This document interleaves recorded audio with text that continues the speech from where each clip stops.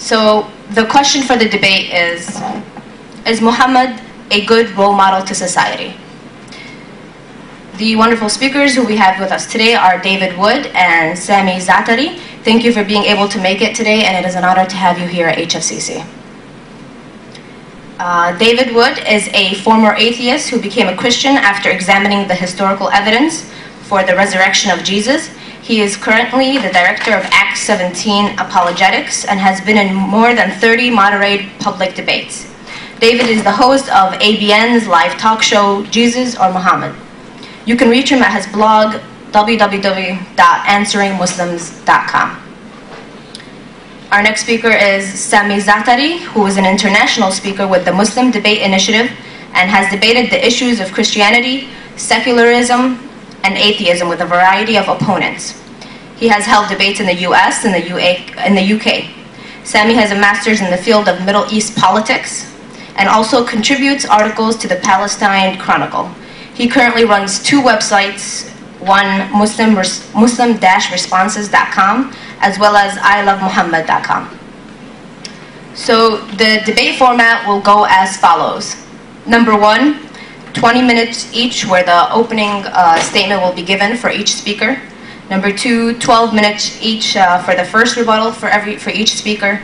10 minutes, the second rebuttal. 8 minutes for the third rebuttal, and 3 minutes for the conclusion for every speaker. We will then take the rest of the time for the question and answer session. The first speaker we will be bringing to the podium is Sami Zaatari, or to your desk. Thank you for coming, and there you go.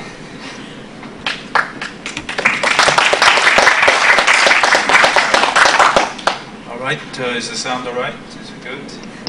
All right, thank you very much, and I'd like to thank David as well, because we set this up just last week on short notice. So tonight's debate, is the Prophet Muhammad a good role model for society?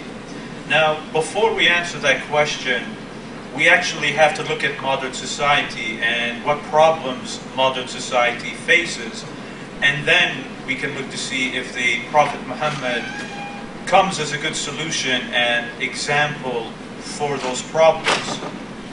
So basically, I've listed a set of 4 main problems we see in the world today, and obviously there's probably more, but these are 4 of the main ones. In today's world and society, we have a big problem with poverty. The world is filled with a very large poor population living below the poverty line. And the situation is getting worse every day. I mean, this is one of the main problems we face as a society. I mean, here in America alone, there are many millions of people who are struggling to get basic health care because of financial issues, and many of them have gone bankrupt, and then you have a lot of homeless people at the same time. And this is a first world country, so imagine how much worse it is in third world countries, in Africa and certain Asian countries. So we have a big problem of poverty, poor people all around the world. Another problem we face in society, and this is the second problem, is that we have a lot of bad people in this world. And bad people can be split into several different categories. The first category of bad people can be summarized with people with bad manners, people with a bad attitude, and people with basically an uncaring attitude, you know, the selfish type of people. Then you have the people of the more serious kind, the worst type of people, such as oppressors, people who do very bad things. You know, they murder innocent people, they oppress innocent people, and so forth. Fourthly, another type of problem we face, we have people who are bigots and racists, and even though we've come a long way as a society, we still have a lot of racism and bigotry in this world today. So therefore, in light of these problems we face, how does the Prophet Muhammad, peace be upon him, fare as a role model and solution to these specific main problems? Let's start with the first one, with the poor people, helping the poor, the weak, those in poverty. Now in Islam, one of the main pillars of Islam is the zakat, which is a obligatory charity tax which Muslims pay every year from their wealth to the poor. Now, indeed, such a tax can go a very long way in helping poverty if everybody gives from their wealth to those who are in need. And this is a pillar of Islam. This is not something that you can just feel like doing. This is something Muslims must do. It's, as I said, it's one of the pillars of Islam. And this is solely a tax for poor people. That's the main purpose of this tax. You can even call it a poor tax. Another great teaching of the Prophet Muhammad comes from the Hadiths. And I'm sure many Muslims know about this, but I'm sure non-Muslims can appreciate this teaching. And as the Prophet said, the believer is not one who eats his fill when the neighbor beside him is hungry. Now that right there is a very powerful, beautiful teaching, especially in today's society. I mean, you're not a true believer while you eat and people are starving right beside you. In other words, you must look after them. Not just eat yourself and be satisfied, but help other people as well. Let them have the food. If they're poor, help them out. And the Prophet Muhammad would also used to encourage his companions to help the beggars. For instance, again in the Hadiths, in Sahih Bukhari, which is one of the books of the Hadiths, whenever a beggar used to come to the Prophet and his companions, the Prophet would tell his companions to help them as an example. So he would never turn them away. He would always tell his companions to help the poor, the beggars, and that they would be rewarded for that. In fact, most of the early Muslims were poor people. At the start of Islam, the majority of converts were poor people from the lower spectrum of society. And the irony is that the pagans used to use this as an insult towards the Muslims. They used to tell the Muslims, look at you, the majority of your people are from the poor and the weak. If Islam was true, then the rich would be with you. And the irony is that pagan opponents of Christianity said the same thing to early Christians. So that's a similarity between both faiths.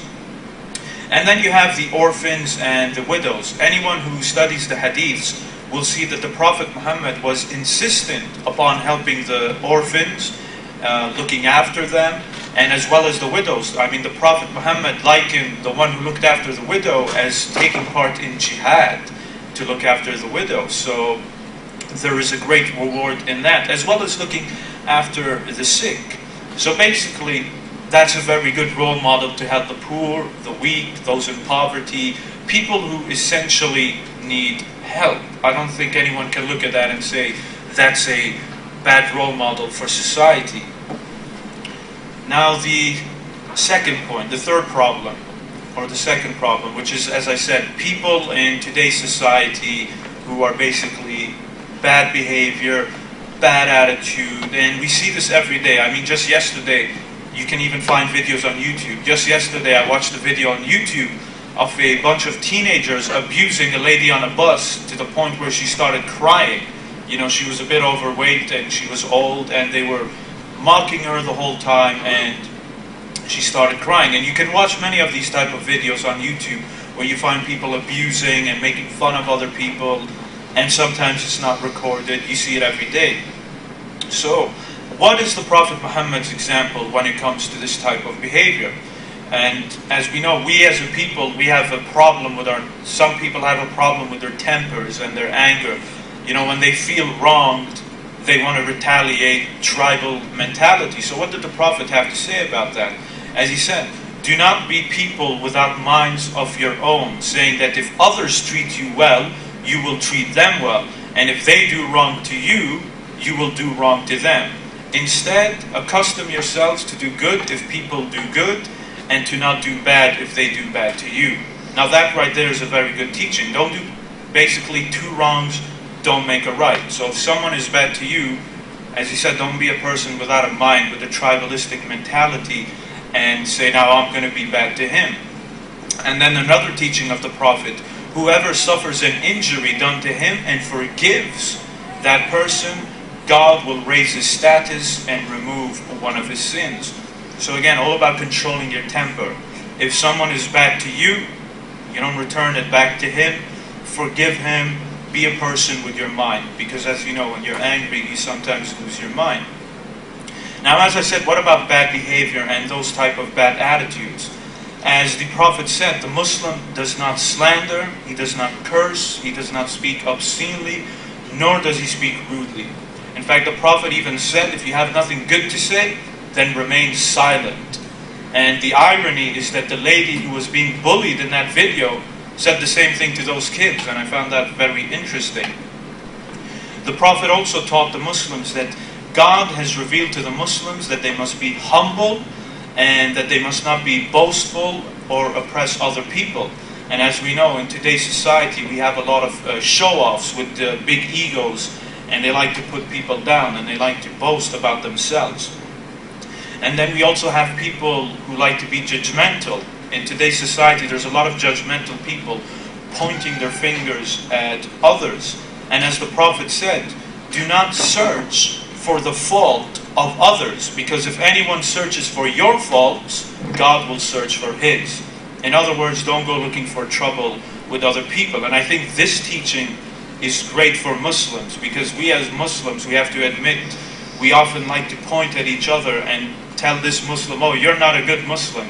We have too many Puritans in our Muslim society, so this teaching would be very applicable to them. Do not go search for the faults of other Muslims, because if they do, as the Prophet said, God will look for their faults. And then another lovely teaching of the Prophet, blessed is he who preoccupies himself with his own defects rather than that of others. And as we know in today's society, as I said, people love to preoccupy themselves with the problems of other people rather than themselves. We know as humans, we love blaming other people for their defects rather than our own. And then another lovely teaching of the Prophet, as he said, beware of suspicion, for suspicion is the worst of false tales. And do not look for others as faults, and do not spy, and do not be jealous of one another, and do not cut off relations from one another, and do not hate each other, rather be brothers. Now, in today's society, I think that's a very good role model. You know, don't spy on each other, don't be jealous of each other, you know, don't hate each other. And sadly, we see that in a lot of society today. We have a lot of jealousy, a lot of greed with the high levels of materialism. I mean, I was living in London, and if you followed the news, last summer there was a bunch of riots in London. And if you noticed, where did most of the rioters loot? They looted the high-end stores, the Nike stores, the shoe stores. This high level of materialism makes them do such crazy things.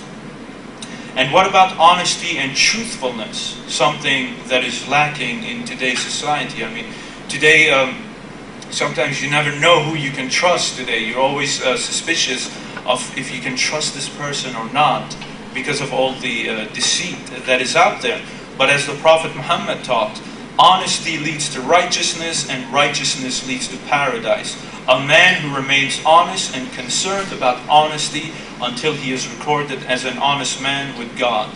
Lying leads to sinfulness, and sinfulness leads to the fire.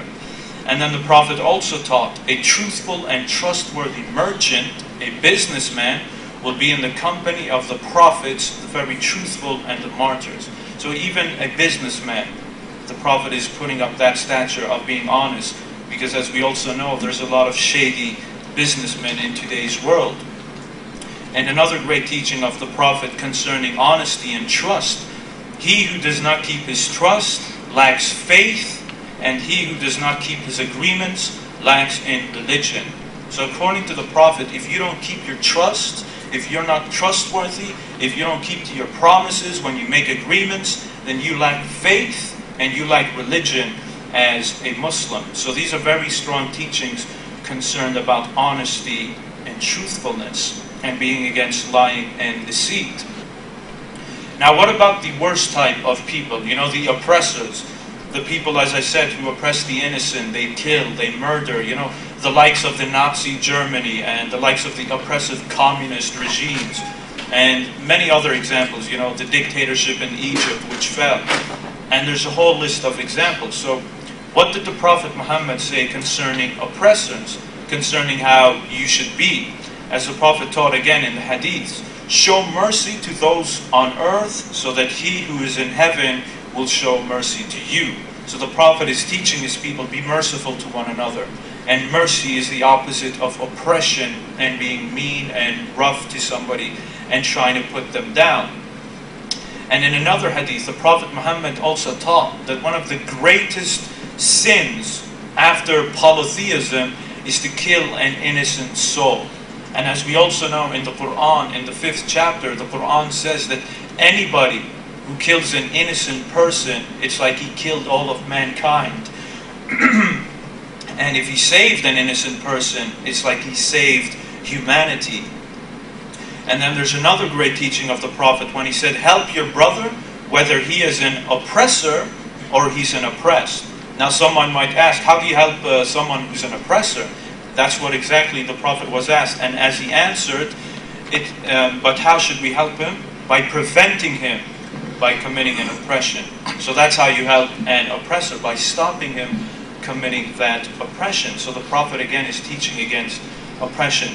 And that's basically a main Islamic theme in Islam. And as we also know, justice is also the opposite of oppression. Without justice, there's only oppression.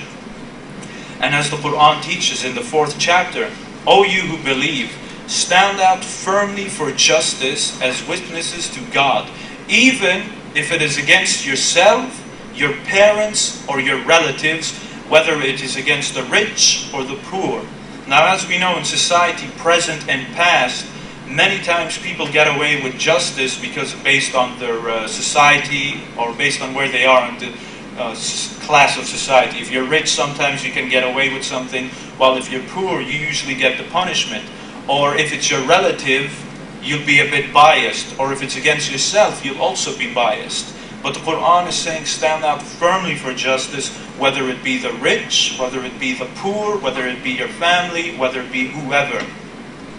And then in the 5th chapter of the Quran, and this is another lovely teaching, O you who believe, stand out firmly for God as witnesses to fair dealings, and let not the hatred of others make you swerve from justice.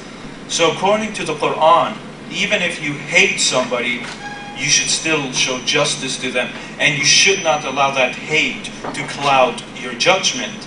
And as we know, there's a lot of people who often their judgment is clouded because they hate somebody and they don't give them true justice due to their biasness. But the Prophet is saying, even if you hate somebody, show that person justice and don't show him injustice. And finally, another problem we face today is racism and bigotry. I mean, for example, right now you have the Euro football tournament in Europe, and this is a huge sporting event. And already there have been several cases of racism happening in those football stadiums. And this is a main public mainstream event, and that's just one example. So what did the Prophet Muhammad, peace be upon him, have to say about that? Now, as we all know, America has a rich history of the civil rights movement. But 1400 years ago, before the civil rights movement began in the 60s and late 50s, the Prophet Muhammad said, there is no superiority of an Arab over a non-Arab, and it doesn't matter if you're black or if you're white. A black person is not better than a white person, and a white person is not better than a black person. And this was preached 1400 years ago, basically black or white. It doesn't really matter. And that's a motto of today's modern society. People are always talking about that. Yet this was revealed 1400 years ago by the Prophet Muhammad. And even in the Quran, what's very interesting, in the Quran points to our diversity as a sign of God. Basically, in the 30th chapter, the Quran says, and one of his signs is the creation of the heavens and the earth, and the diversity of your tongues and your colors. So basically, being different cultures, being different colors, being different languages, that's a sign of God, that He made us so diverse. And then another verse in the Quran, chapter 49, verse 13, and it says, mankind, we created you from a male and female, and made you into peoples and tribes, so that you might know each other. So God has made us diverse. He's made us multicultural. He's made us of different races on purpose. And we shouldn't be against it, but rather we should embrace it. And even during the lifetime of the Prophet Muhammad, peace be upon him, the Arabs of his time were very tribalistic people. I mean, they were so tribalistic that if you were from a different tribe, and even though you were Arab, you'd be looked differently. So you had two groups of Arabs. You had the Ansar, and the Ansar were the helpers who were in Medina, and you had the immigrants who were from Mecca. So when the Prophet came to Medina, he united the immigrants from Mecca with the helpers from Medina, and he made them live together, one by one. So basically, an immigrant would live with an Ansar, and so forth, to get rid of that tribalism. And sometimes they would actually have arguments. The Ansar from Medina would have arguments with the immigrants from Mecca, and the Prophet would tell them, why are you reverting to this tribalism? You know, you should be united, a brotherhood. It doesn't matter where you're from. Don't look at it through those lenses. So I think if you put all of this together, and I mean there's so many more examples, but my time is short, but if you put all of this together, I think these examples show that the Prophet Muhammad, peace be upon him, is a very good role model to modern society and the problems we face. I mean, something else I didn't mention, family. The Prophet was a very family man, and he taught the Muslims, the best of you are the best to their wives and to their family, to look after your family, feed them, clothe them, etc., etc. So that's another great example of the Prophet. And as all studies have shown, a strong society starts in the home. Most gangsters, most criminals, when they do studies on them, came from broken homes, came from broken families, which led to their situation. And a strong family leads to a good person and leads to a strong society.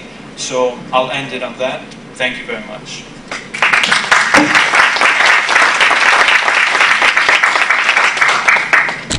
Our next speaker, David Wood, will be giving his opening statement.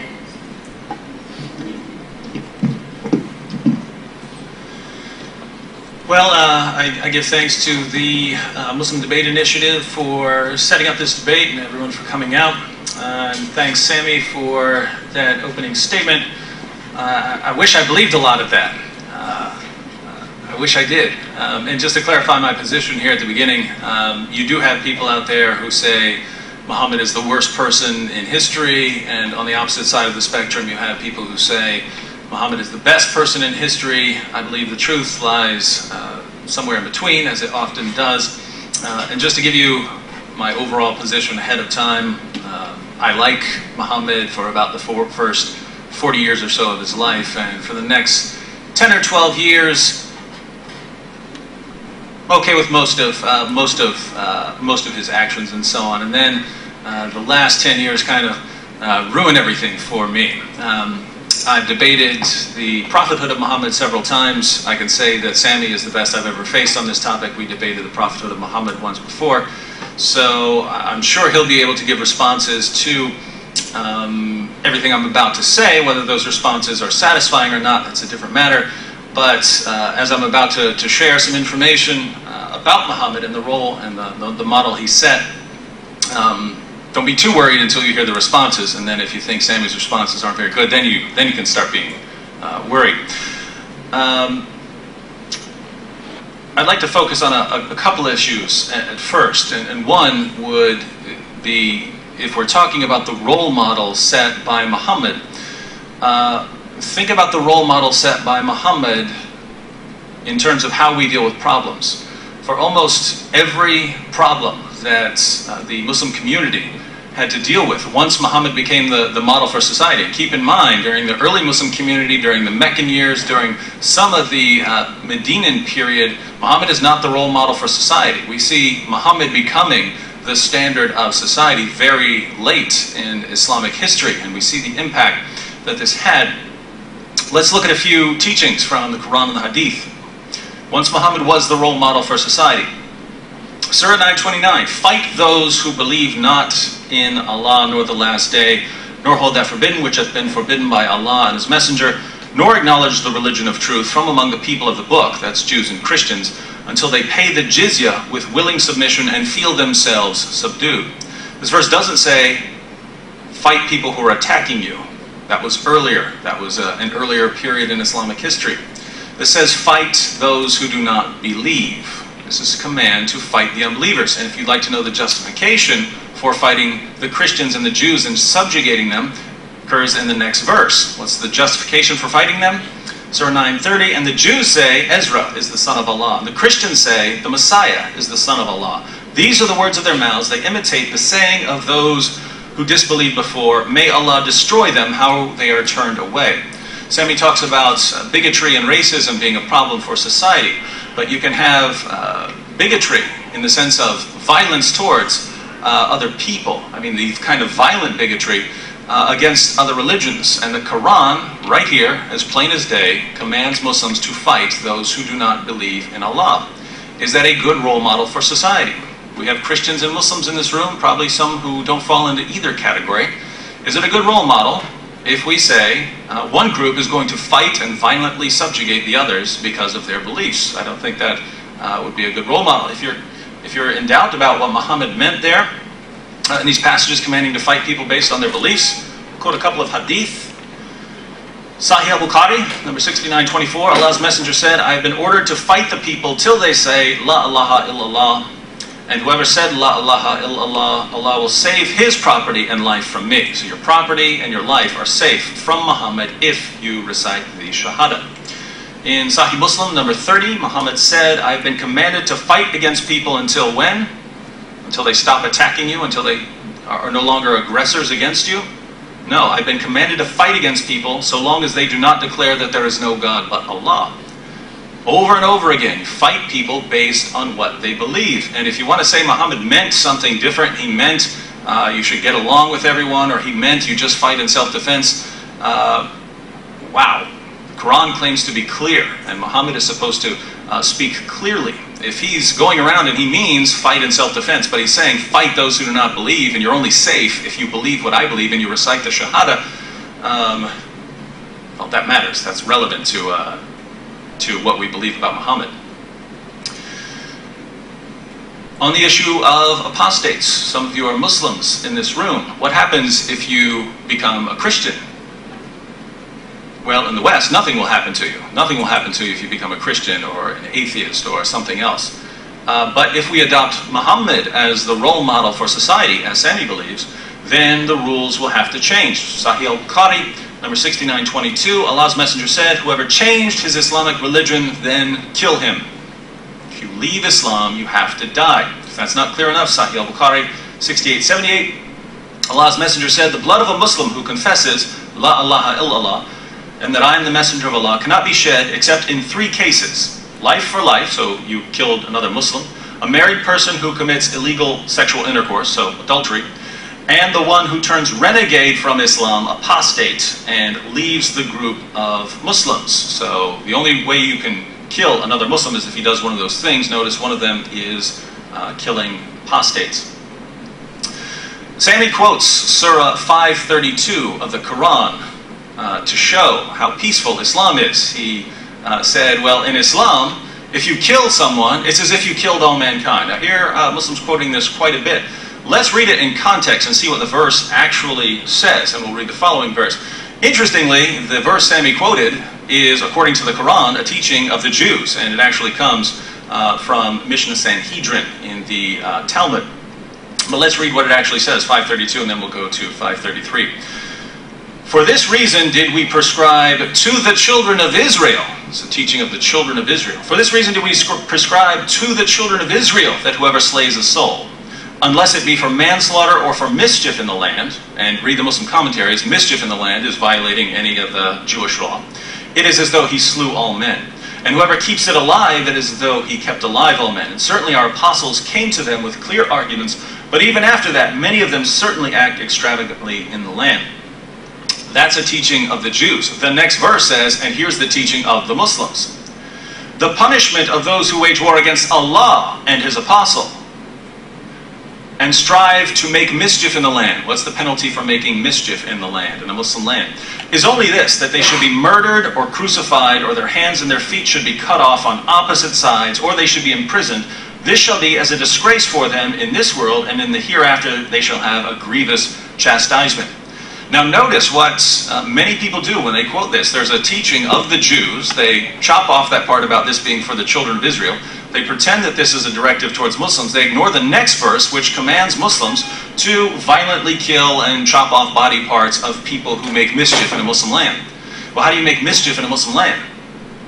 Apostasy, preaching a non-Muslim message, that all falls into the mischief category. The most extreme, of course, would be having a non-Muslim military presence in a Muslim country. But think about this, the penalty for making mischief in a Muslim land. Is the United States making mischief in Muslim lands? Most Muslims would say so. Yes, Afghanistan and Iraq and so on. The United States is making mischief in the Muslim lands. What's the penalty? It's not pretty, not pretty. So, be careful how you quote the Quran, because sometimes the next verse teaches something very different. So just to kind of get an overview there, what's the solution in Islam if you have unbelievers in a Muslim country? Well, you have to subjugate them. You have to violently subjugate them if they're Christians and Jews until they are paying tribute and until they feel themselves subdued. And that's for Christians and Jews. We're the people of the book. We have a higher status. If you're a polytheist or something, it's worse. You have to convert or die, or you have to get out very quickly. Someone leaves Islam, you kill them. And you can go on down the line with this. What's the penalty for, I mean, if you steal something, it's not some juvenile correction center. It's not going and doing community service or short jail term. You are going to lose some limbs on this one. You're going to have your hand chopped off if you steal. If your wife keeps getting out of line, what do? Well, you warn her first, then you banish her to a separate bed, and then you beat her. Over and over again, when there are problems, for Muhammad, the solution involves violence. So is that a good role model for society? How are we going to deal with our problems in the world today? Well, it's got to involve some bloodshed or some beating. This is not me. This is Muhammad talking. This is the Quran. Now, there are certainly other issues, but the two main categories that would concern me, again, there are plenty of others, but the two main issues that would concern me as a non-Muslim if we were to adopt Muhammad as a role model, one, we have the violence, the tendency towards violence as a solution for various problems, and two, the issues involving women and Muhammad's family. Sami pointed out that a strong family leads to a strong society, and I absolutely agree 100%. Once the family unit starts breaking down, I can guarantee you society will start breaking down. The question is, should Muhammad serve as the role model for a successful family? Well, let's think about this. According to the Quran, Surah 4:3, Muslims can have up to 4 wives. How many wives did Muhammad have? He had at least 9. He had at least 9 or 11 at one time, according to Bukhari. So why did he get 9 or 11 wives? Well, the Quran gave him a special revelation. Surah 33, verse 50. No, he had 9. Muhammad had, according to Bukhari, according to Zaatari and other sources, Muhammad had at least 9 wives at one time. And the justification, and Sami will explain this, the justification is Surah 33:50, which gave Muhammad, and Muhammad alone, special privileges, namely the right to have more wives than everyone else. Now, if we think about some of these wives, and trust me, Sami will have responses for all of this. One of them is a girl named Aisha. This is, to Westerners, this is probably one of the things that bothers them most about Muhammad. So it's good to raise the objection and allow Muslim apologists to deal with it. Aisha was 6 when the marriage contract was put together, and she was 9 when the marriage was consummated. Now, in any Western country, at least now, you have different rules in the past, but at least now we would look at that and say a 9-year-old girl is not ready for sex, and we would make laws, and there are laws against having sex with girls that young. You have to, the laws can vary by country, but generally we would agree that's too young for a girl to be entering into marriage.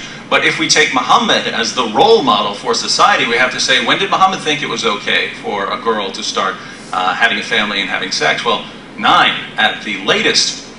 So should we adopt him as a role model for society? Well, if we agree with that, and I certainly don't. Muhammad had a wife named Sauda. Muhammad married, there's dispute whether he married Aisha or Sauda first after Khadija. But Sauda became old and unattractive after several years of marriage. Aisha said she was a fat, huge lady. That's a quote from Aisha. And Muhammad was going to divorce her. And Sauda actually had to go to Muhammad and say, I will set aside my marital privileges of you coming and visiting, sharing your time among all your wives and sharing time with me. I will give that privilege to Aisha, so you no longer have to come visit me, you can just spend more time with Aisha if you don't divorce me. And Muhammad agreed to that. It's in the Quran. And the Quran actually praises Sauda for making that agreement, for saying, I will set aside some of my marital rights and give them to Aisha, so you can spend more time with Aisha if you don't divorce me, because I've gotten old and unattractive. Is that a good role model for society? You live with a woman you marry a woman, she gets older, she gets unattractive, and well, no problem, I'll just toss her to the side. Oh well, she's willing to stay married to me if she gives up her rights, maybe I'll stay married to her. Is that a good role model? Is that a strong family? You Muslim ladies in the audience, would you like your husband to have that attitude? Once you get older, once you get unattractive, he tosses you to the side, and the only way to make an agreement is to give up some of your marital rights. Is that the kind of role model you want? I wouldn't consider that a good role model for society. Sami brings up the importance of honesty. And it's interesting that in the Muslim sources, if you make an oath and then you find something better than keeping your oath, you can set aside your oath. So I made an oath, this is what I'm going to do. And then, well, I decided something is better. And you can then break that oath. And interestingly, we find Muhammad himself doing this. There's a verse of the Quran, beginning in verse 66. So the opening verses of verse 66 tell Muhammad, why did you forbid yourself what I haven't forbidden you? Why did you do that? And the historical background for this verse is that Muhammad was caught in the house of one of his wives, who was a slave girl, Mary the Copt. He was having sex with Mary the Copt in one of the houses of his other wives, Hafsa. And his wives got very upset about this, and he made an oath. I promise I'm going to stop having sex with Mary the Copt. Then the revelation came down. Muhammad, why are you forbidding for yourself what I haven't forbidden? And according to the opening verses of Surah 66, Muhammad no longer had to keep his oath.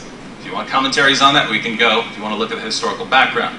Is that the kind of role model you want? Your husband comes to you, I promise you I'm not going to do this anymore. I'm not going to be sleeping with that woman anymore. I'm not married to her, she's my slave girl. And then comes back to you a little later. Sorry, I just realized Allah didn't tell me I had to do that. And so it's okay for me not to keep my oath. Is that a good role model for society? I don't believe it is.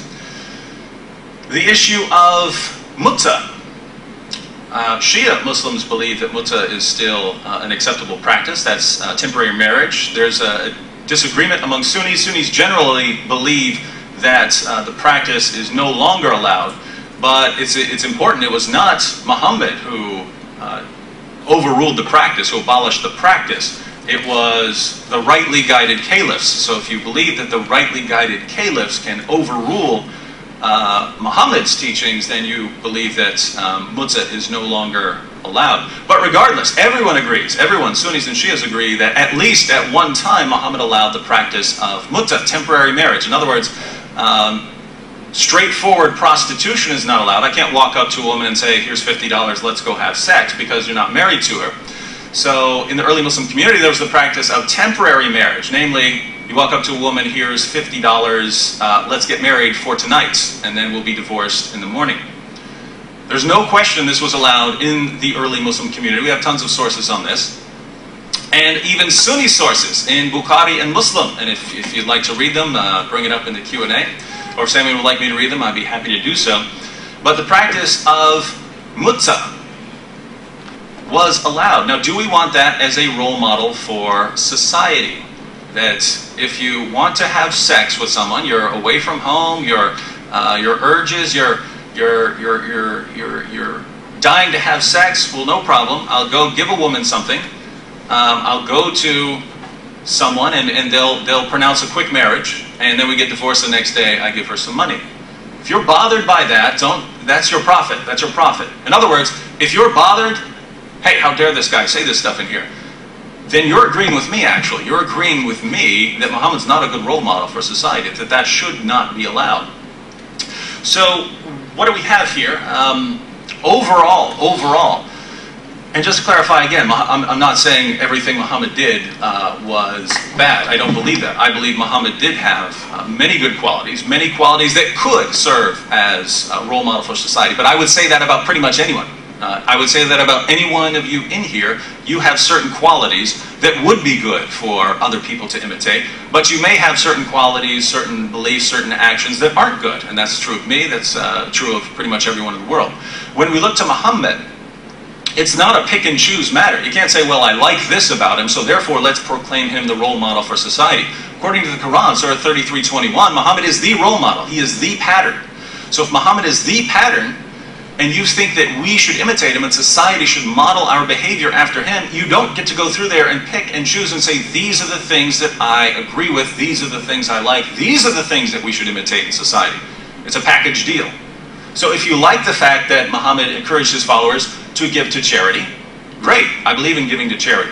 But you don't get to stop at giving to charity. Muhammad also commanded his followers to kill apostates. He also commanded his followers, fight the unbelievers. He also commanded his followers, chop off the hands of thieves. He also commanded his followers to beat their wives if things get too out of hand. He also commanded his followers that they could have up to 4 wives, and in his case, he could actually get more. And the example he set, he's the role model. You could have sex with a 9-year-old girl. You can abandon an older wife unless she comes up with a good deal for you. And if you want to have sex with a prostitute, just make sure you marry her for the night, or marry her for a week, or marry her for a month. That's the example set by Muhammad. And I'm out of time, but there's certainly much more we'll be discussing here, and I want to address some of Sami's other claims. But I think we can say, based on these issues, that Muhammad may be a good role model in certain areas, but not certainly an overall good role model for society.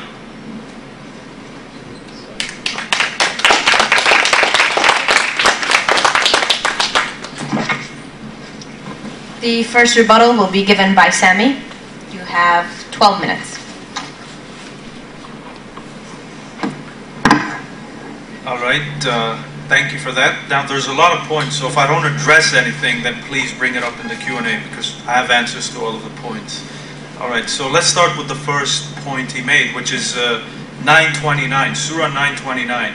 Fight them until they all believe, and subdue them and make them pay the jizya. Now, this verse was revealed in a specific context, and now this is not even me talking, this is what even Islamic scholars teach, so I'm not just talking from myself. This verse was revealed during a time when the Prophet Muhammad, peace be upon him, was sending out messengers and ambassadors to the northern Arab states, which were basically under the Byzantine Empire, who were Christians. And so what did they do? They killed those messengers. Now, think of it this way. Let's say America sent a diplomat to Iran, and Iran killed that diplomat. What do you think would happen? There would be a massive war. And so that's what happened. Then you also had another incident, which was the campaign of Tabuk, which again is in northern Arabia. The Prophet Muhammad got intelligence reports that the Byzantines were planning to gather at the north and to invade the Arabian Peninsula. So after all of these hostile and provocative acts by the Byzantines, Surah 929 was revealed to fight these people. Muslims now had the mandate to fight back and to also defeat the Byzantines. So that is the context of Surah 929. It was revealed in that specific context, a context of war and battle.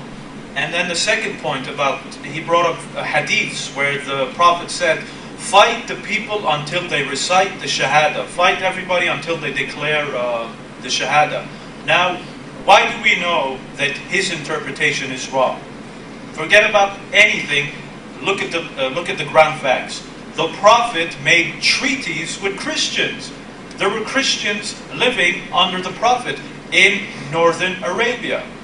They weren't declaring the Shahada, they were declaring a Trinity, and yet they were not being fought. So obviously there is more to it. So these hadiths, as even the great Islamic scholars have said, Ibn Taymiyyah, and Ibn Taymiyyah is considered like an extremist scholar. So what did he have to say about this hadith? According to him, this hadith is about fighting back. It's about a war.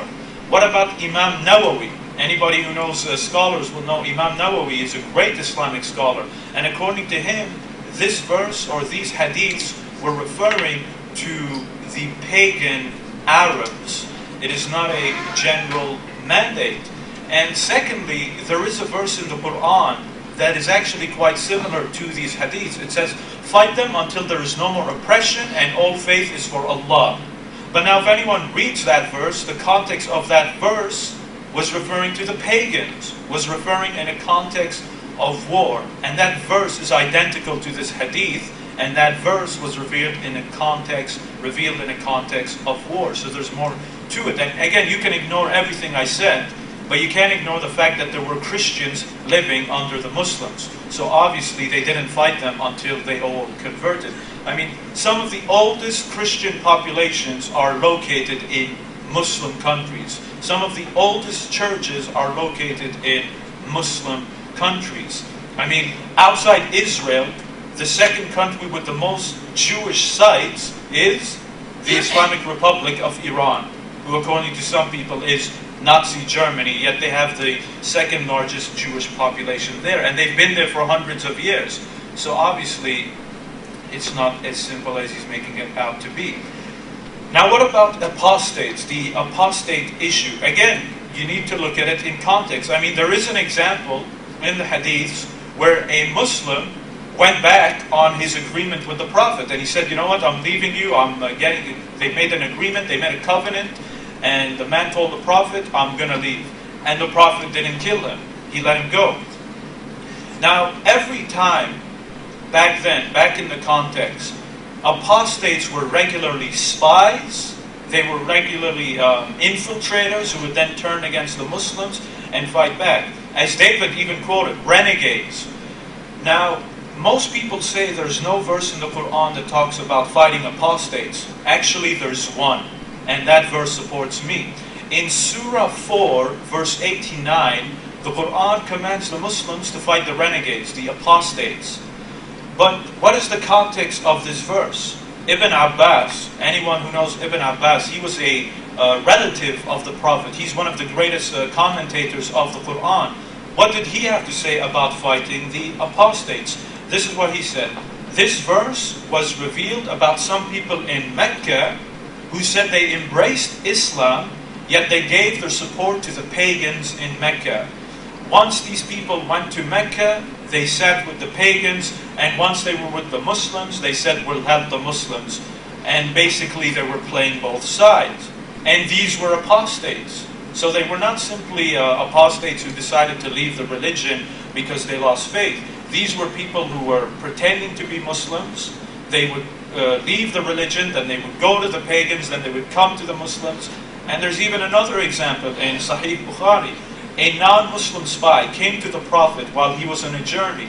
The spy sat with the companions of the Prophet and started talking and then went away. He acted like he was a Muslim, but he was just there to spy. Then you have another incident. You had the tribe of Uqal incident. This is what happened. These people came to the Muslims and they were sick, they needed help, and they converted to Islam. So the Prophet helped them. He let some Muslims help them, you know, they looked after them. Once the Muslims looked after those people killed the Muslims by literally burning their eyes and stealing everything they had. And those were apostates. So when you look at it in context, that's the apostates. That's the issue. Those were how apostates were back then. And these are all Islamic texts. So again, it's not just that simple. If you're an apostate, it's the end. What about the teaching to the Jews? The one I quoted, if you kill one innocent person, it's like you killed all of humanity. yes, that teaching was given to the Jews, but the Quran is reminding us of it. The Quran didn't abrogate it and say, oh yeah, that was for the Jews only, now you don't have to follow it. I mean, the Quran teaches monotheism, which was also taught to the Jews. Does that mean now we don't follow monotheism? No, it's just confirming a great teaching that was given to them that now we will follow. And yes, the next verse does say, those who wage war and mischief should be killed and crucified. But that's talking not about innocent people. The verse before it is talking about innocent people. But if you're not an innocent person, yes, that might sound harsh, but what does making mischief mean? No, it doesn't mean being a non-Muslim. Scholars have defined it. Making mischief in the land are basically like your criminals, like your gangsters. People who are bandits, people who are thieves, people who are rapists, terrorists, etc., etc. Those are the type of people, the mischief makers. And yes, in the Islamic State, those people will be harshly punished. And in fact, there's many people in the West who would agree for such harsh punishment on vile, backward criminals. I mean, the justice system in the West has gotten so soft that you find these people doing whatever they feel like. So I doubt many people will have a problem in properly punishing criminals. That's what the verse is talking about. Criminals, to protect innocent people. It's not talking about innocent people. That's what you have to keep in mind. What about the issue of beating your wife? Well, if anyone reads the Arabic, the word doesn't actually mean beater and puncher. It just means hit. Now, this is not my opinion. As David says, now this is the Prophet speaking. When the Prophet explained it, he said it's a hit that doesn't even cause any pain. His relative, Ibn Abbas, also described it as causing no pain, causing no bruising. And as ladies know, ladies bruise quite easily. It doesn't, with a man's force, she bruise easily. And the Prophet is saying, don't bruise her, don't cause any pain. So it's not really to beat or hurt her. And that's not my opinion. That is Islamic scholarship and the Prophet Muhammad himself. So it's not punching her and beating her and causing her pain. And the Prophet even said, the worst of the Muslims are those who cause harm to their wives. I mean, the Quran even says, don't mistreat your wives. Don't keep them against their will. Be kind and soft with them, nice and so forth. So again, you have to look at it in context. And David then said, in Islam, the solution is always violence. You know, retaliate, be bad. No, it isn't. Because in my opening, I brought you hadiths which said, if someone is bad to you, don't be bad to them. And it's good to forgive people and so forth. So it's not always about violence. Now, what about the Prophet having 9 to 11 wives? Yes, he had extra wives, but if you look at the wives, there was always a specific context. Some of them were widows, so he was making an example to the Muslims. Remember, I said in my opening, Islam has a high emphasis on widows. Secondly, a lot of these wives were from warring tribes. And back then, if you married into a tribe, you would become a family, and that would end the war. There was one case when the Prophet married a lady from a warring tribe who were defeated by the Muslims, and thanks to the marriage, all her people were freed as a result of the marriage, and they had peace. The third category of wives, the Prophet used to marry the daughters of his close companions, thereby making their bond even stronger and making them family, such as Abu Bakr, such as Umar, and these men became the caliphs of Islam. So the Prophet is making a bond with the people who will continue the message of Islam. So that makes perfect sense. And as for Sauda, there is no hadith that says the Prophet was going to divorce Sauda. Sauda went to the Prophet and gave this recommendation that I'll give my time to Aisha. But there was no hadith where the Prophet said, oh yeah, you know what, you're fat, you're ugly, and I want to divorce you. That hadith does not exist. And that was 2 more points. You can break your oath for something better. It doesn't mean you go back on your oath. It means you do something better. Like if I say I'm going to take you with a car, but then I take you with a plane or something like that. And what about temporary marriage? Muslims, Sunni Muslims don't follow temporary marriage. It was revealed in a specific context. These were early Muslims who were still not used to being chaste only to their wives and so forth and so forth. So this was a specific limited time that was given to them as a dispensation or something. They were still new Muslims. I mean, after all, alcohol was allowed for the early Muslims until it was eventually abrogated. And my time's up, and I think those are all his points. Thank you.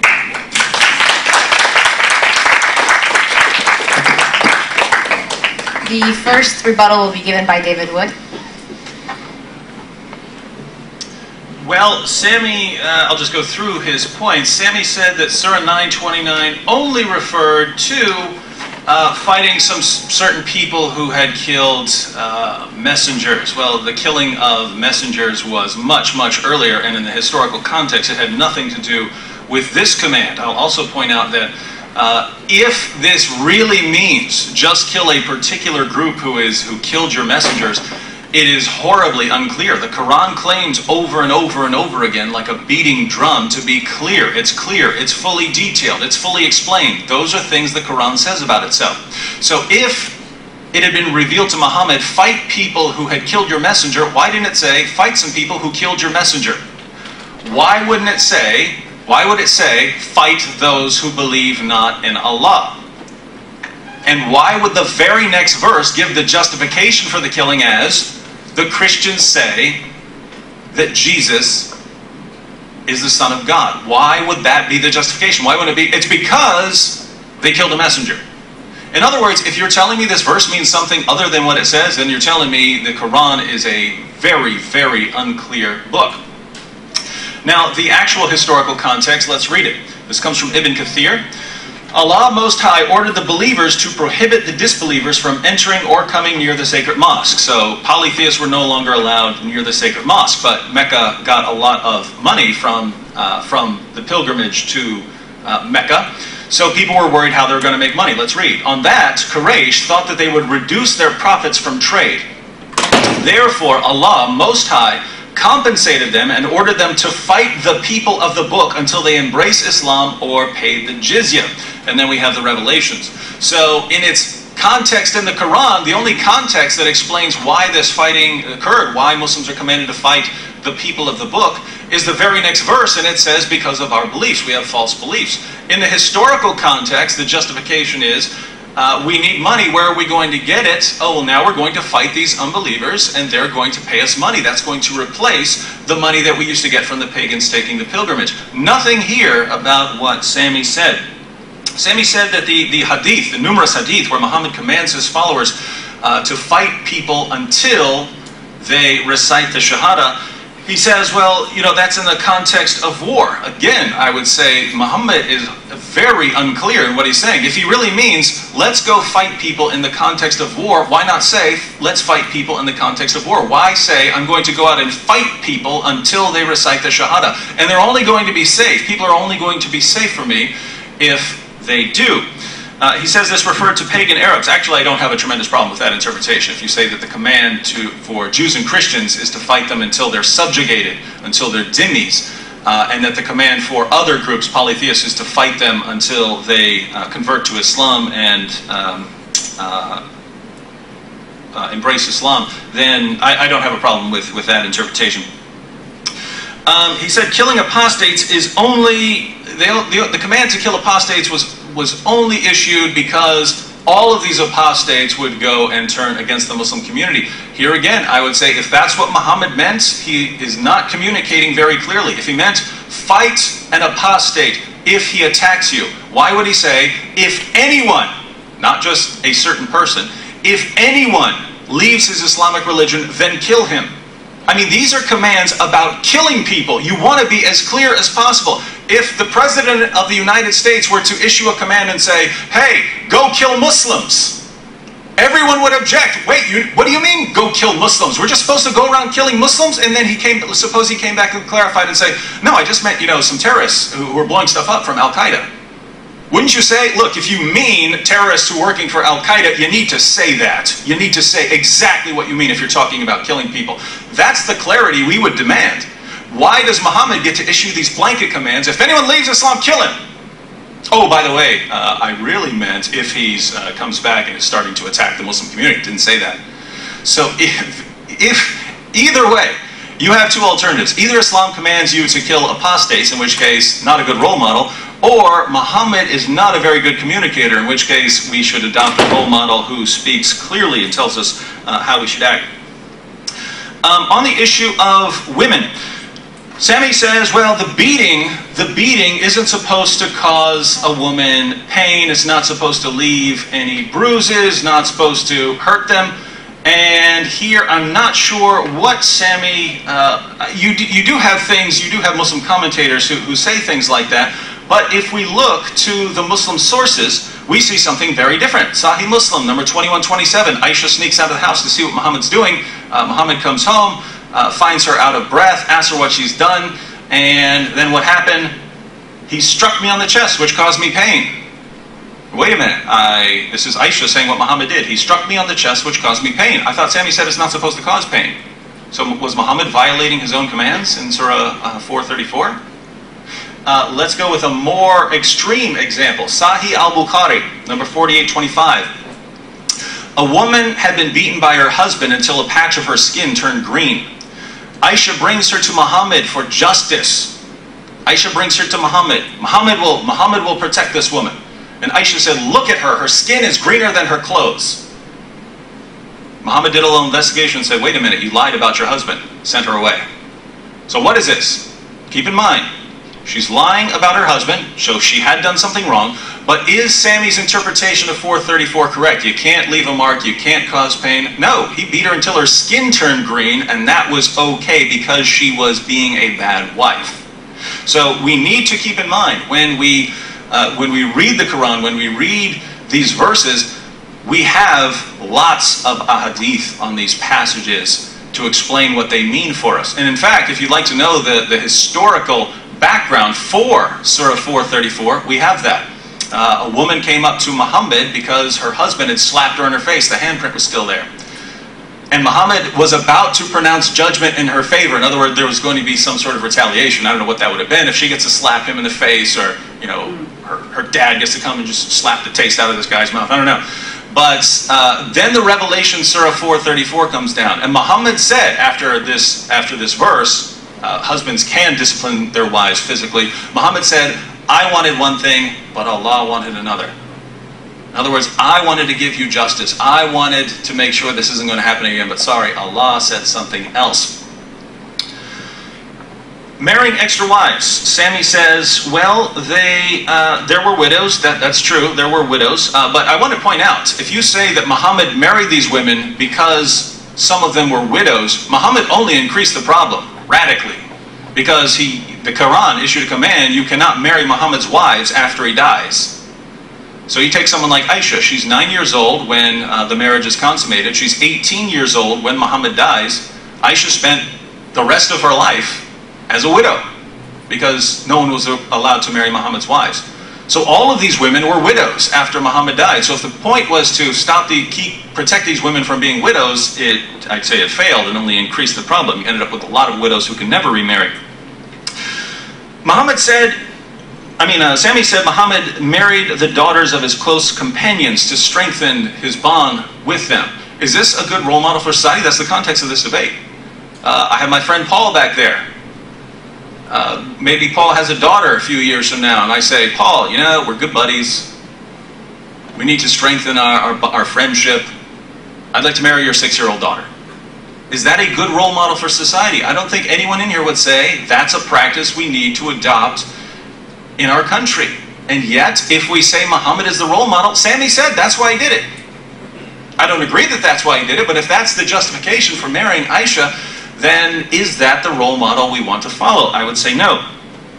Sami pointed out that in the passages that we would normally turn to dealing with the Sauda issue, it doesn't say Muhammad went to her and said, I'm going to divorce you, and then they came up with a deal. I agree. It says Sauda feared. So if you want the justification for this passage, it doesn't say Muhammad ran out to divorce her. It said Sauda feared divorce. Muhammad wasn't treating her the same way anymore, apparently. But Sauda feared, this man is about to divorce me. So she goes to Muhammad and says, look, let's make a deal. Don't divorce me, and I'll give my marital rights and privileges of visitation to Aisha. Now, suppose we grant that Muhammad wasn't going to divorce her. Let's suppose Muhammad gave no indication that he was going to divorce Sauda. Suppose you have a wife and she comes to you and she thinks you're going to leave her. She thinks you're going to abandon her. And she says to you, please don't abandon me. I'll give my marital privileges to someone else. Just please don't leave me. Please don't take away my home. Please don't take away my food. She says that to you. What's your response going to be? Good deal, I agree. Or, what do you mean? I will never abandon you. Why would I abandon you? You're my wife. I will take care of you until you die. Which one of those should we adopt as a role model for society? Where you are loyal to your wife until one of you dies? Or where your wife is so afraid that you're going to divorce her that when she comes to you with a deal, you say, good deal. According to Muhammad's example, if your wife is scared that you're going to abandon her, she comes to you with a deal, you should say, okay, cool, good deal. Maybe I wasn't even going to divorce you, but now that you offered, yeah, I would like to spend more time with Aisha. If you don't like any of this, this is Muhammad. This is Muhammad. If you don't like any of these things, then what's that mean? It means you're agreeing with me that Muhammad is not a good role model. Sami said, well, breaking oaths is okay if you agree to do something better. I'm going to take you by car, well, maybe I take you by plane, that's better. That's not what Surah 61 says. It's not what it says. Where it says you don't have to do this because Allah didn't command it. This is Muhammad making an oath to his wives, I'm not going to continue sleeping with this slave girl Mary the Copt. I have 11 wives, 9 wives, something like that. I'm not going to continue sleeping with my slave girls. And then comes back, sorry, Allah didn't tell me that I was not allowed to sleep with the slave girl. I'm going to continue the practice. What's the better thing? What's the better thing that Muhammad is doing there? The only better thing that he's doing in the context would have to be he's sleeping with the slave girl instead of that's better than what he made an oath to do. And I don't think that's a better example. Sami said that temporary marriage was only for a time. So notice he agrees, and any Muslim scholar will agree that temporary marriage, paying a woman to marry you for the night, was allowed in early Islam. The only dispute would be whether it's still allowed today. And again, you'd have to believe that the rightly guided caliphs can overrule Muhammad. And some of the sources, even Sunni sources, would say no. But does that make it better? Keep in mind, Muhammad allowed the practice. Muhammad allowed the practice, and we're not asking, are the rightly guided caliphs a good role model? We're asking, is Muhammad a good role model? And Muhammad allowed mutta. So if you think it's a good role model, that's up to you.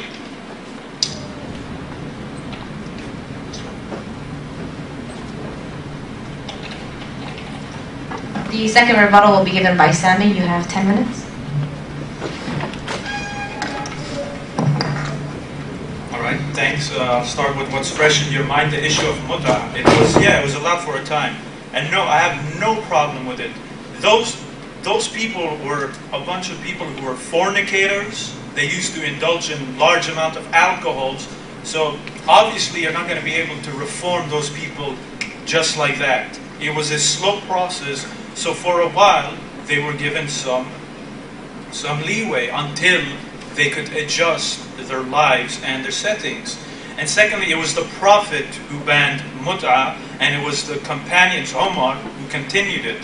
Back then, people didn't have Hotmail or internet services, so sometimes the message wouldn't get across. Islam had spread to vast amount of lands, so maybe it was still not clear, so the caliphs simply made it more clear. So it was banned during the lifetime of the Prophet, and the Prophet and his companions continued that ruling.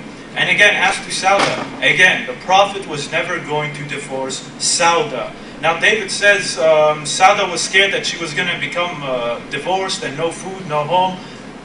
Why? In Islam there is an alimony in the first place, just to get rid of that. Even if she was divorced, she wouldn't be homeless, she wouldn't be without food, she'd actually have shelter for a year and more. So that's, Islam had an alimony before the modern legal system. And yes, she said you can spend more time with the Prophet, but not because the Prophet asked for it. So maybe the Prophet did want to spend time with Aisha, but he was kind enough to never tell her anything, and he never was going to bring it up. But she was probably worried, and she came up with it, and yes, he wanted to spend some more time with it, not because he wanted to divorce her, but he simply agreed. There is nothing bad about it. So she was never going to get divorced. She came up with this stipulation. He still spent time with her. She still remained one of his wives. And there is really no case. What about getting married to create strong bonds? Now, it's not as simple as saying, hey, my friend, I want to marry your daughter. But even if I did want to marry your daughter to create stronger bonds, what's wrong with that? Is that a problem? If I wanted to, if someone is suitable for marriage and he wants to marry your daughter and you're good friends, there's not really a big problem if they can do it. But again, the context is different. These were the first stages of Islam. The Prophet was marrying into the families of his closest companions who were going to continue the message of Islam after him. So he was creating strong bonds with the caliphs of Islam, the people who would continue the message of Islam. So it's a much different situation and context. And yes, he married widows to be an example to the Muslims, and so that point remains. And yes, his wives couldn't marry after him, but they were given the choice to divorce at one point, and they didn't. And secondly, the reason why they're not allowed to marry afterwards is in case they get pregnant, and then there might be complications. Oh, this is the wife of the Prophet, so maybe now this son of the former wife might somehow be divine or something like that. And the first point about Aisha, I didn't address it in my first rebuttal. Yes, the Prophet married Aisha at a young age, but in Islam, there is no actual age of marriage. The way the marriage is determined is if she's physically ready and mentally ready. Now, obviously, in today's society, 9-year-old girls, 10-year-old girls are not mentally fit for marriage. So no, we would not do that. And Islamic scholars have said the same thing. So she has to be mentally and physically ready. Back then, some girls were mentally ready for marriage at a young age. Not just in Arabia, not just with Muslims, but for Jews and Christians, and in the West included. Anybody who studies history will see that. And I know it might be surprising. The first time I saw it, I was surprised. But then I did a little research and I saw it was something normal. And I was 16 back then. So if I could do it back then everyone can. Now, what about 929? It doesn't say just fight the messengers who got killed. Exactly. 929 is a mandate to fight anyone who's now oppressing you or doing anything bad to you. Whether it's killing your messenger, whether it's trying to invade you. If there is hostility, 929 is the mandate for the Islamic State to fight back and defend itself. What about fight the unbelievers? Why doesn't it say in a context of war? Why does it say about faith? Simple, because it was a war of faith. The pagans were trying to wipe Islam out. So the objective is to make Islam victorious because they're trying to wipe it out. It's not about borders or oil. And secondly, the Quran says if they stop fighting, then you cease. And again, back to the point. Christian communities lived under the Islamic State. They lived under the Prophet Muhammad. So obviously the explanation is not as simple as saying, oh, they're unbelievers, we must fight them until they all convert. What about apostates? Why was it spoken generally? Why didn't it say kill these specific types of apostates? Because it didn't have to be said. As I said, the context back then, this was the norm. And I gave you so many examples, and there's more examples. When apostate happened, he would fight against the Muslims, he would be a spy. That was the norm. So that's why there didn't have to be any clarifications. And as for the point about the Prophet Muhammad, he struck Aisha. I know that hadith he's talking about, but that's actually a wrong translation. If you read the Arabic, it doesn't say he struck her. It's actually he rubbed her chest. And he did that to another man in a similar incident. He wasn't striking her or hitting her. And that's the Arabic as well. Yes, there was some pain, but that wasn't the intention to cause pain. And again, the Prophet did it to another man, the same exact act. It's not an act of hitting someone or violence. And again, the Arabic doesn't say struck. And as for beating, causing bruises, a lady came to the Prophet and she was bruised, and the Prophet said, well, you lied to her. The Prophet didn't say, well, you lied to her so you could beat her and cause her bruises. And again, back to the other point. The Prophet clearly said in Islamic sources Do not hit that causes pain. Ibn Abbas, the Prophet's relative, one of the greatest commentators of the Quran, said the hitting is light, it doesn't cause bruises, it doesn't cause pain, so that point remains. And I think those are, and yeah, the point about the oaths. Surah 61 is a different case than the hadith. She's saying, if you find an oath, do something better. The Prophet was awarded a privilege which he didn't take, and then God reminded him of the privilege. Now there's nothing wrong with that. Even in the Old Testament, prophets were given certain privileges. But anyway, I explained the reasoning for the marriages, so there's no need to go over that again. And those were basically all the points.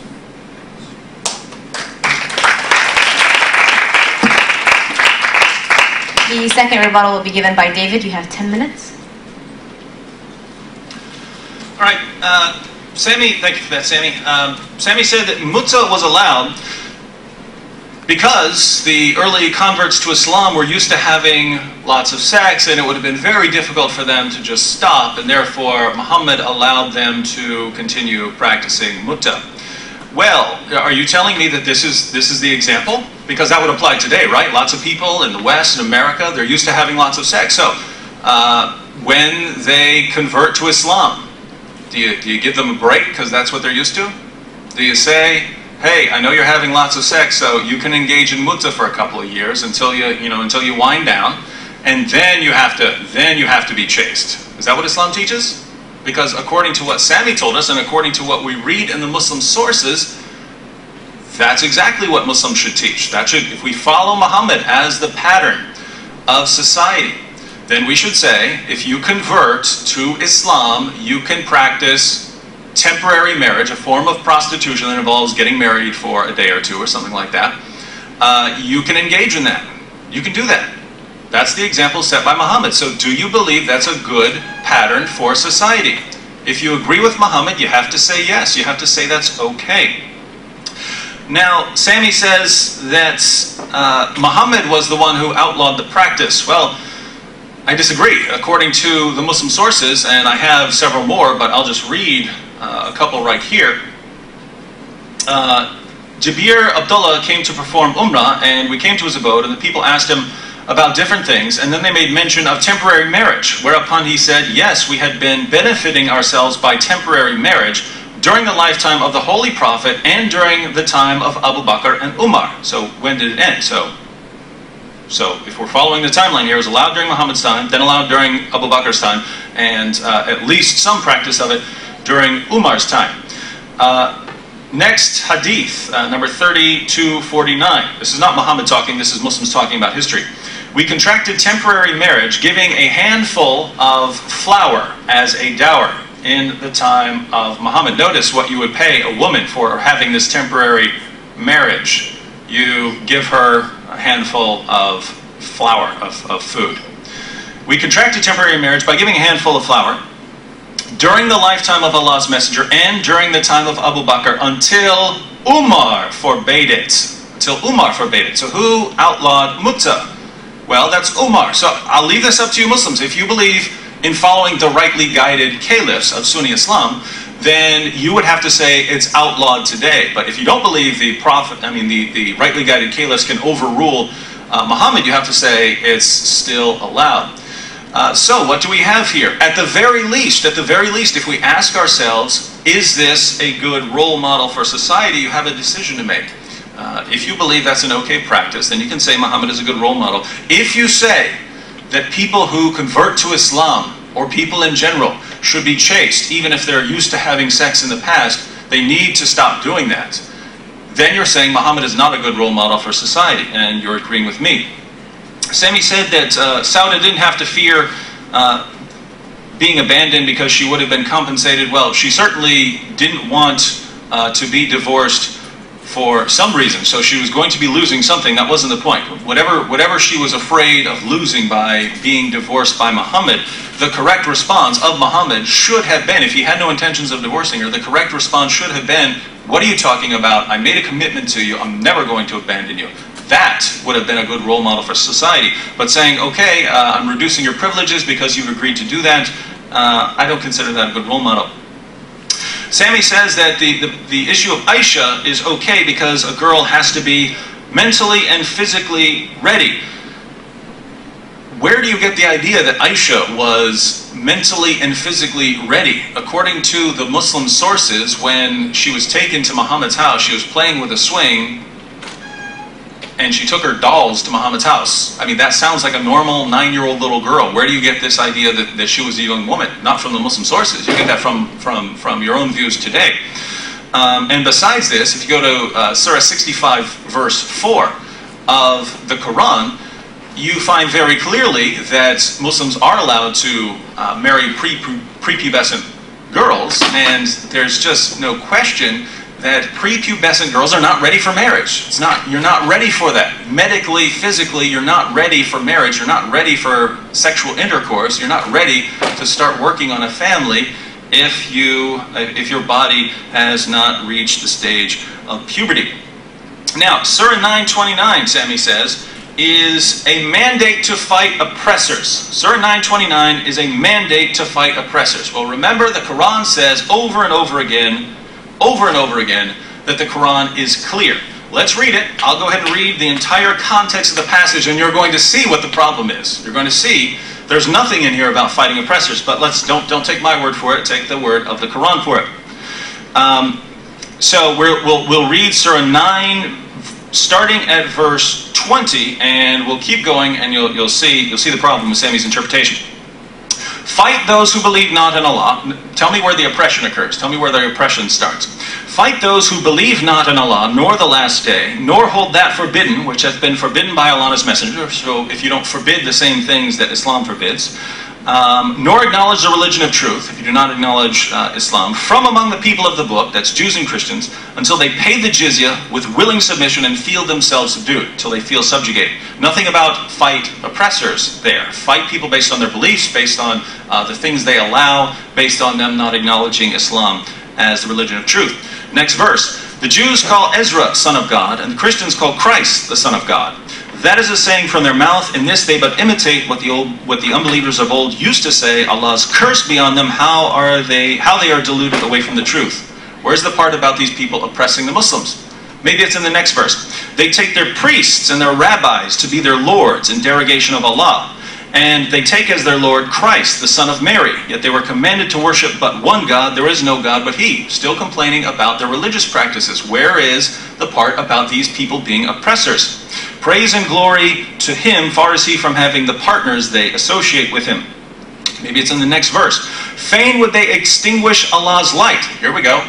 Maybe they're oppressing Muslims by extinguishing God's light, and extinguishing God's light refers to them attacking the Muslim community. Now let me finish the sentence and see what this actually says. Fain would they extinguish Allah's light with their mouths. This is talking about people speaking different religious beliefs than Muslims. They would extinguish Allah's light with their mouths, but Allah will not allow but that His light should be perfected, even though the unbelievers may detest it. Allah is not going to allow them to stop the truth from spreading. How's He going to stop them? Next verse. It is He who hath sent His messenger with guidance and the religion of truth to prevail it over all religion, even though the pagans may detest it. So the solution to what these people are saying is to send Islam and to make Islam superior to every other religion, to make it prevail over all other religions.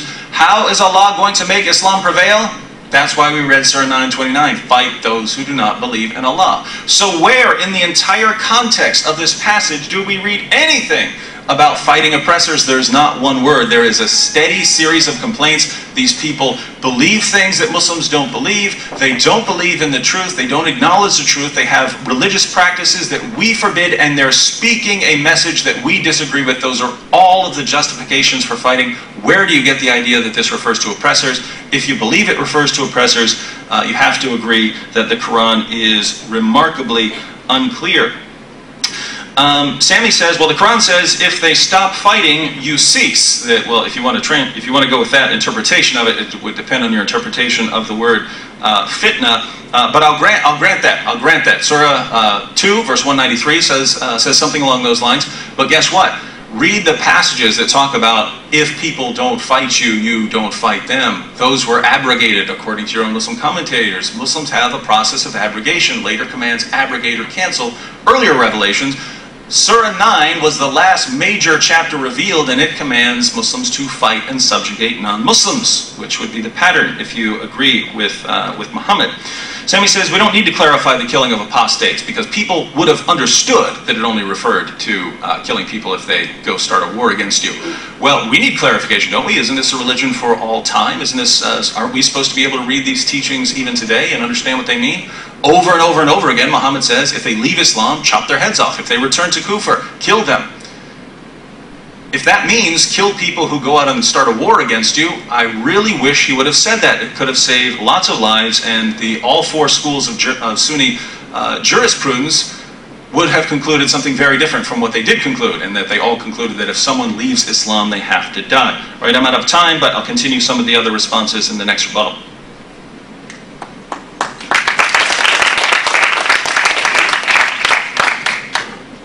The third rebuttal will be given by Sami. You have 8 minutes. All right. The first point he brought up was, what about now? If someone converts to Islam now and he's a fornicator or he likes to drink a lot, should he also be given leeway? No, he doesn't get. He's not given leeway, but he is. He's not being that. We're not that rough on him. He starts out easily, but it doesn't mean he can drink. But now, why is it that the first Muslims had leeway and Muslims today, converts, won't have that exact same leeway? It's very simple. Those first Muslims were the first Muslims.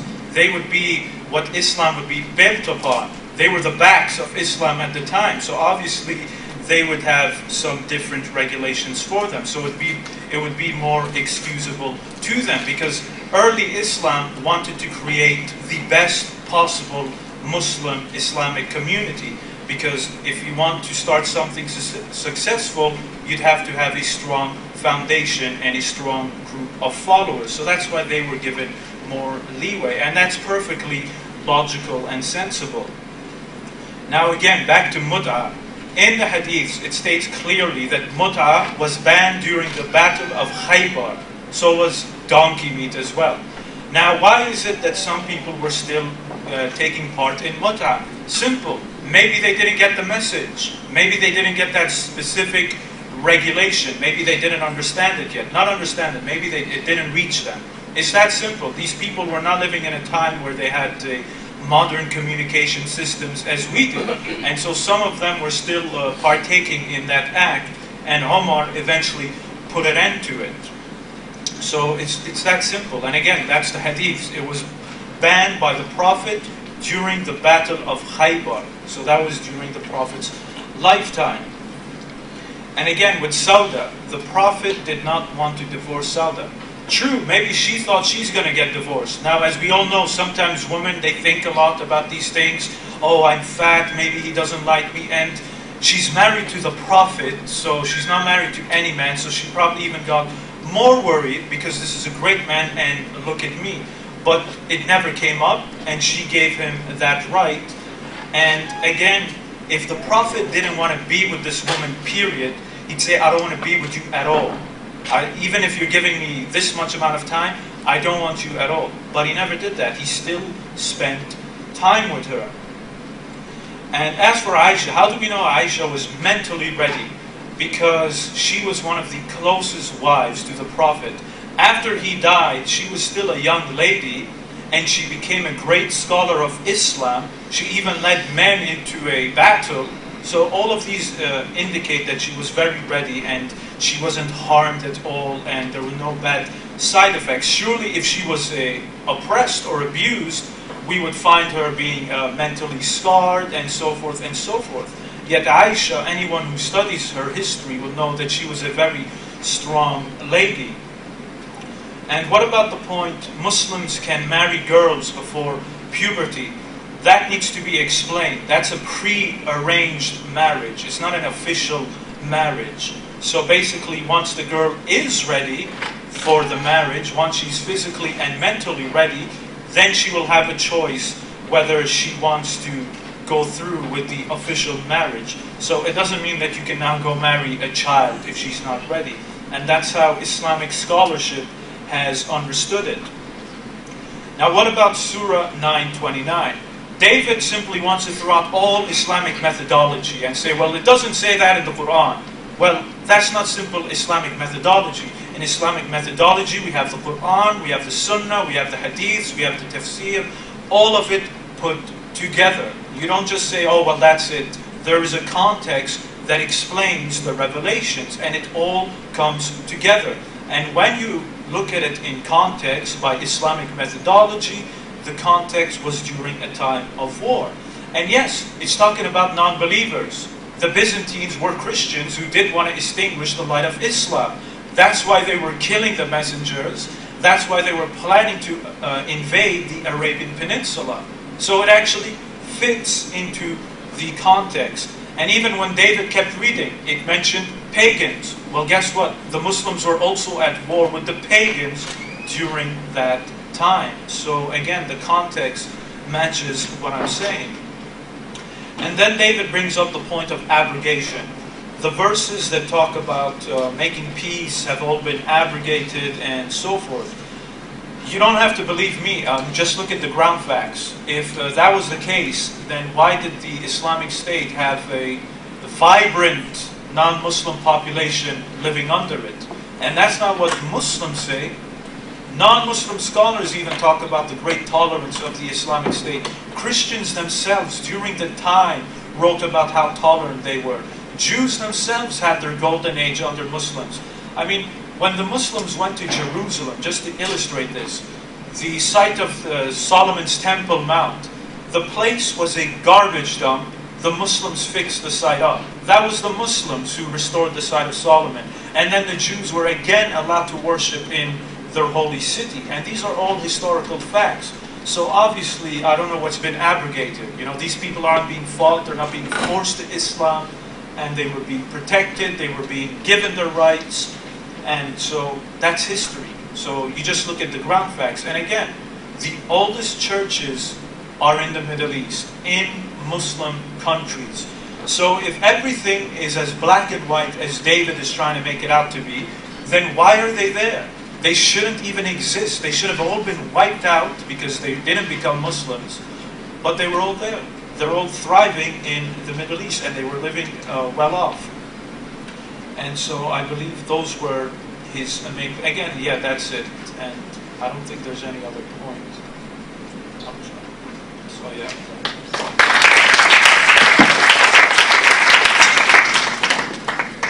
The third rebuttal will be given by David. You have 8 minutes.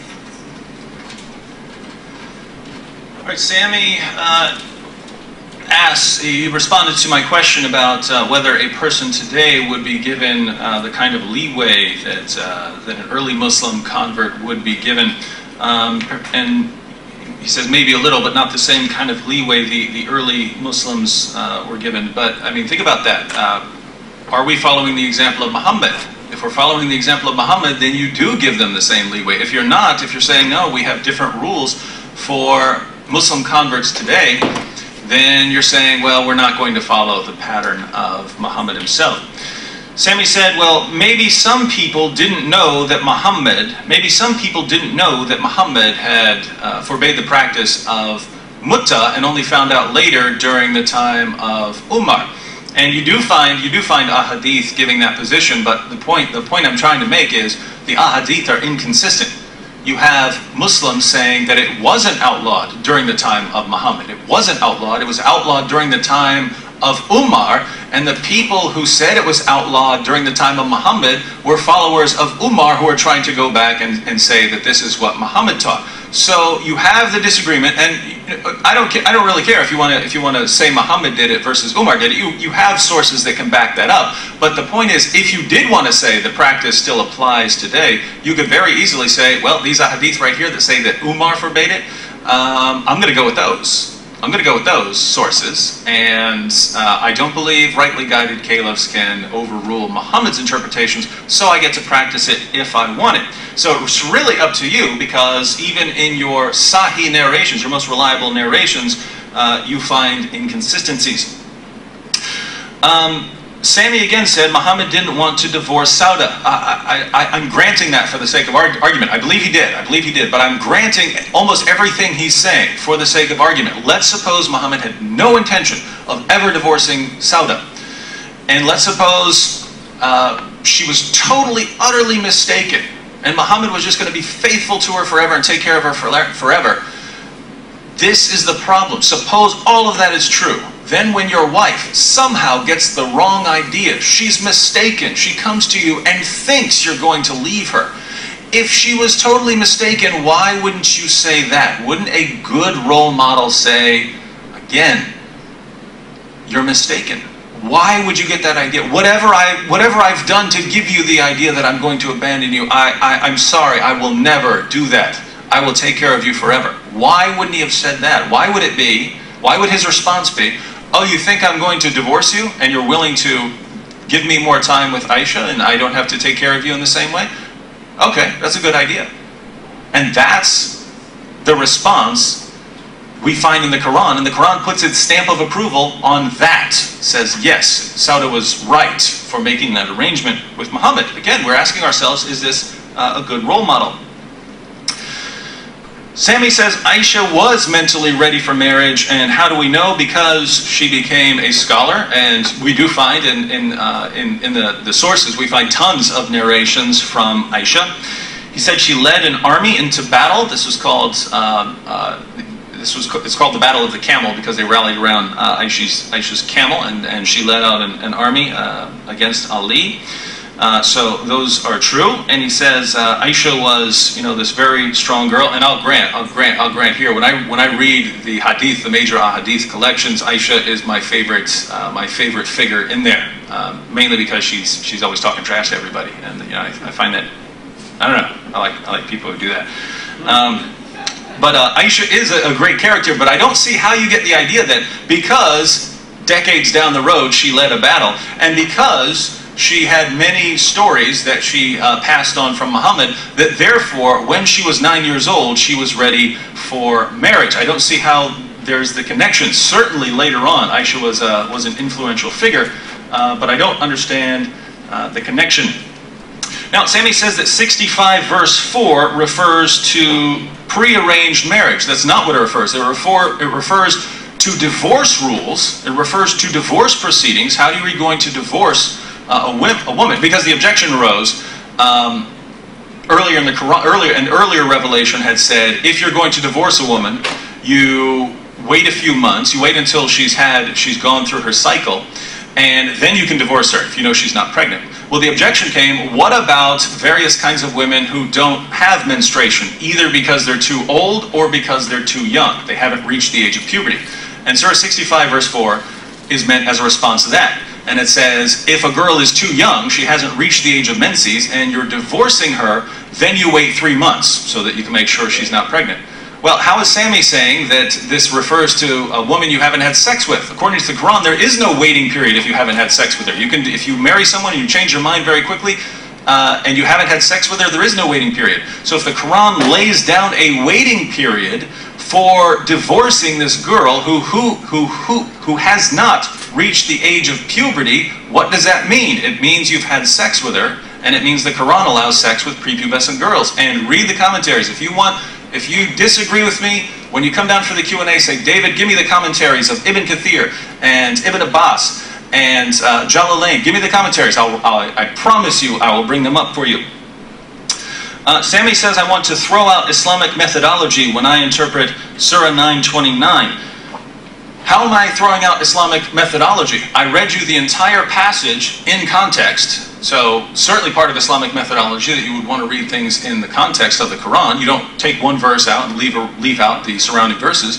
But I also went to the historical context in Ibn Kathir.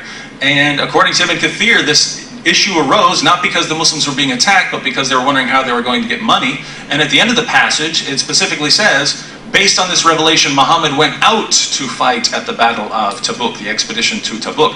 And the Byzantines didn't even show up. They didn't show up to the battle because they didn't want to fight. So Based on 929, Muslims launched an offensive campaign against the Byzantines. This was not defensive. And Sami said, well, even according to the passage, yes, the Byzantines wanted to extinguish the light of Islam. What did the passage actually say? They want to extinguish the light of Allah with their mouths. This is talking about people speaking falsely about God. So even according to the little clips Sami quoted, this is not talking about fighting aggressors. It's talking about fighting people who have false beliefs, who say false things, who have different practices from the ones Muslims have. And Sami says, well, the Jews and Christians had a great time under Islam. Well, look, if Jews and Christians ever had a great time, I'm not saying, there have been periods of peace where Muslims and Christians and Jews have lived in harmony. When we have those periods in history, it's not because of Islam. It's not because of what Muhammad taught. What did Muhammad taught? They pay the jizya, you fight them until they feel themselves subdued, until they feel subjugated. And if you read the Muslim commentaries on how people are to pay the jizya, the dhimmis, the Christians and Jews who are subjugated to Islam, have to come crawling on their knees. The Muslim will grab them by their beards and strike them on the jaw in order to show them their inferior position. This is not me talking. This is not me talking. This is what your sources say. So again, we have to ask ourselves, is this a good moral example? Certainly more we can discuss, but I would say no.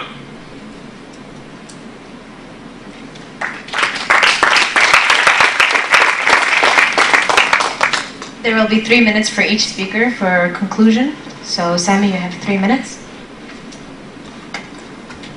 All right, thank you. Now, in this afternoon's debate, all of my presentation points I made remain. All those points stand as they are. Those examples show that he was a good role model. Now, obviously, we had a lot of criticism of the Prophet Muhammad, but in reality, there was no criticism, because David is saying one thing, but the text is saying something completely different. Like Sauda. David is saying the Prophet wanted to divorce Sauda, she was scared and all of this, yet the Prophet never wanted to divorce her. Secondly, Sauda never went to the Prophet and said, I'm so scared you're going to divorce me, and the Prophet then told her, you know what, that's a good deal. That never happened. And thirdly, if somebody wants to get a divorce, they'll get a divorce. End of story. If I want to divorce a lady, I want to get rid of her. It doesn't matter if she comes and tells me, you know what, we'll spend less time. No, it doesn't work like that. The Prophet told her she's mistaken by an action, by never divorcing her. That's how he told her, you're wrong. I don't want to divorce you because we're not getting divorced. Simple. And the issue of mut'ah, again, he admits that that was banned during the lifetime of the Prophet, but he says it's inconsistent. No, it's not inconsistent. It's very logical to know why it still happened. These were people that did not communicate with modern communication systems, and Islam was still growing to vast lands and territory, so some people might still have heard that message and didn't know it was abrogated, and Omar just cleared it up. Very simple. That's not inconsistent at all. What about Aisha? How do we know she's not mentally scarred? Because she came through all of those things. If she was an oppressed victim, as many people like to say, she would never become a great Islamic scholar, become a great Islamic leader. That's the proof. Thank you. And as for the wars, Muslims are supposed to conquer and do all of this. He's saying one thing. Look at the facts. Christian communities are still in the Middle East. They were there during the lifetime of the Prophet. They didn't just have a good life after the Prophet. They had a good life under the Prophet, under the Caliphs. They were given their religious freedom, tolerance under the Prophet and the Caliphs, early Islam. So you don't have to look at what we're saying, just look at the facts. That's historical facts to show that it's not that black and white.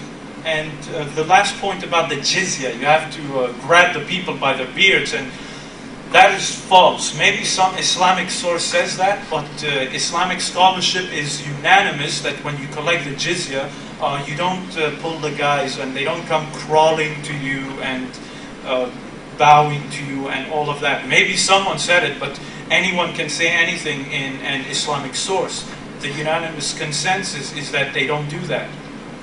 And the only people who do pay the jizya are adult males.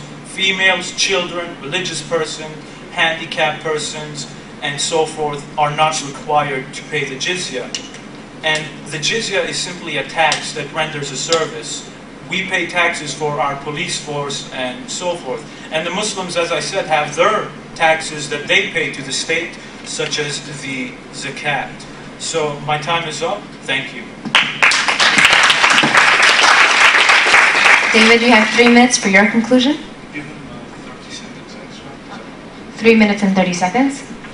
Well, I'd like to thank everyone, to thank Sami. I know I'm a Christian. When someone's criticizing Christianity, it's not always fun, and I know I'm criticizing Muhammad, raising all kinds of objections. I know that's not necessarily fun. So I thank everyone for being patient, for listening to both sides. And as I said in my, in the beginning, I don't think Muhammad was the worst person in history, but this is a debate, so I'm focusing on the things related to the topic.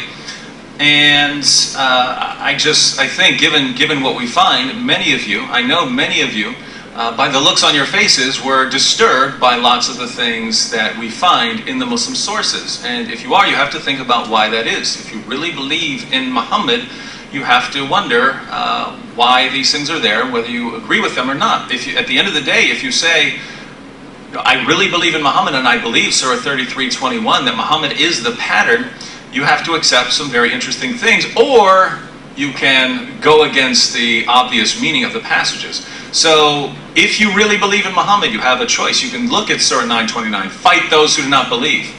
And you can either say, I'm going to fight those who do not believe, or you can say, I'm going to assume that doesn't mean what it says. I'm going to assume that when the next verse says that it's because these people are Christians and Jews, they're extinguishing the light of Allah later in the passage, that it can't mean that. But where are you getting that meaning? You're not getting that meaning from the text. The text is perfectly clear. In this case, I agree. The text is perfectly clear, as the Quran often says of itself. So if you want to disagree with these passages, if you don't want to apply this pattern to society, what are you saying? Muhammad said, fight those who do not believe, but I'm not going to do it. I'm going to reinterpret it. Muhammad said, kill apostates. If anyone leaves Islam, kill him, but I'm not going to interpret it that way. I'm going to reinterpret it. Muhammad said, you can beat your wives into submission if they keep getting out of line. And we have the example of a woman being beaten until her skin turned green, but I'm not going to interpret it that way. But think about this. If you go with your own interpretation every time and you just make these passages mean whatever you want them to mean, are you really adopting the pattern of Muhammad, or are you making Muhammad conform to your pattern and the pattern that you believe in? On the other hand, we have the family issues of Muhammad marrying 9 to 11 wives, Muhammad's relationship with Aisha, Muhammad's relationship with Sauda, Muhammad and his other wives. And do you believe these things are okay? Do you believe that mutta, at least even if you go with Sami's interpretation and say Muhammad outlawed it, do you believe that these things are okay? Do you believe that if people are used to having sex, you don't tell them, well, now's the time to stop, you're a Muslim? That you give them leeway, as Sami said Muhammad did for at least a time. These are the questions you have to consider. And when I look at these things, again, I see things in Muhammad's life that are good, and certain things would be good to follow. But I look at these other things and I think these teachings, if they were practiced today, would be disastrous for society. And so I can say that Muhammad is not a good role model for society.